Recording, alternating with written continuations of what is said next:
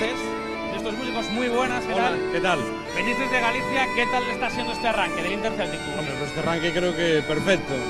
Es la tercera vez que estamos en este Interceltic y la verdad estamos muy orgullosos de estar en este festival. Creo que es uno de los festivales a tener en cuenta a nivel nacional, ¿no? Vemos que sois muchos, en concreto, ¿cuántas personas venís para hacer la actuación? Hoy venimos 31, incluso nos quedó alguna allí por el tema de trabajo y tal, pero hoy venimos 31 personas. Además venís, repetís